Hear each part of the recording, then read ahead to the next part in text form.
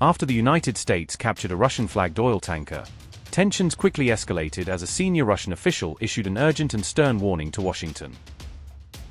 The official cautioned that Moscow might consider a direct military response, even going so far as to raise the alarming possibility of a nuclear strike against the U.S. if the situation worsened. Aleksey Zhuravlyov, the deputy head of Russian Defense Committee, said that the U.S. is in a state of reckless euphoria of impunity after the arrest of Nicolás Maduro.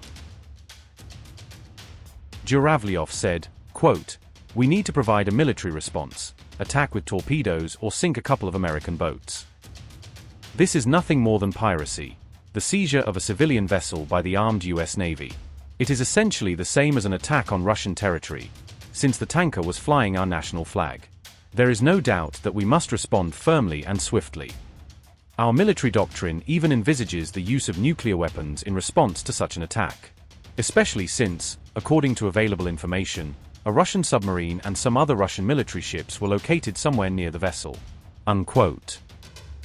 These remarks followed reports from U.S. authorities that American forces seized 2 oil tankers during coordinated operations in the Atlantic and Caribbean Seas on January 7. The Russian-flagged vessel identified as Marinera was taken into custody in the Atlantic Ocean, while another ship, Mt. Sophia, was intercepted in the Caribbean waters.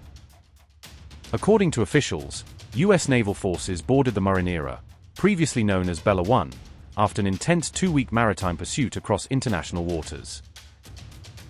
The White House later announced that investigations linked the vessel to Venezuela's Shadow Fleet, a network accused of transporting oil in violation of U.S. and international sanctions.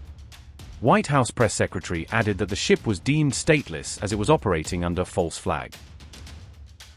Moscow countered by saying that it had granted the vessel temporary authorization to fly the Russian flag, dismissing U.S. claims of illegitimacy. Additionally, Russian officials appealed to the United States to treat the detained crew members fairly and to allow their safe and prompt return to Russia.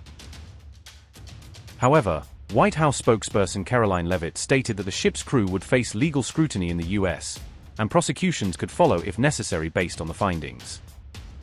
Interestingly, reports clarified that the tanker was not carrying any oil at the time of its capture, adding another layer of ambiguity to the unfolding incident. Sources suggest that Russia had even deployed a submarine to shadow the vessel and ensure its protection before it was eventually seized.